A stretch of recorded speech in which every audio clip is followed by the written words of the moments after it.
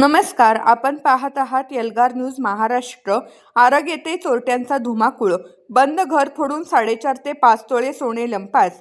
आरग तालुका मिरज येथील कारखाना रोड भोसलेमळा परिसर आणि आसपासच्या भागात चोरट्यांनी धुमाकूळ घातला आहे. बंद घराची संधी साधत चोरट्यांनी घर फोडून सुमारे 4.5 ते 5 तोळे सोने लांबवल्याची खळबळजनक घटना उघडकीस आली आहे. मिळालेल्या अधिक माहितीनुसार कारखाना रोड भोसलेमळा येथील रहिवासी मोतीराम गुंडाप्पा कोरे हे काही वैयक्तिक कारणास्तव घराला कुलूप लावून गावी गेले होते. घर बंद असल्याचे पाहून चोरट्यांनी रात्रीच्या सुमारास कटवणीच्या साहाय्याने मुख्य दरवाजाचे कुलूप तोडून आत प्रवेश केला. चोरट्यांनी घरातील सर्व साहित्य विस्कटले.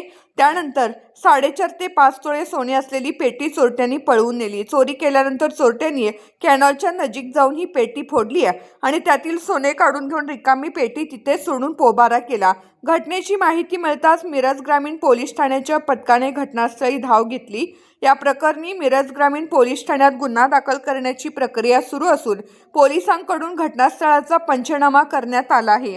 तसेच चोरट्यांचा सुगावा लावण्यासाठी ठसे तज्ञ आणि श्वान पथकाला पाचारण करण्यात आले आहे. मिरज ग्रामीण पोलीस या घटनेचा पुढील तपास करत आहेत.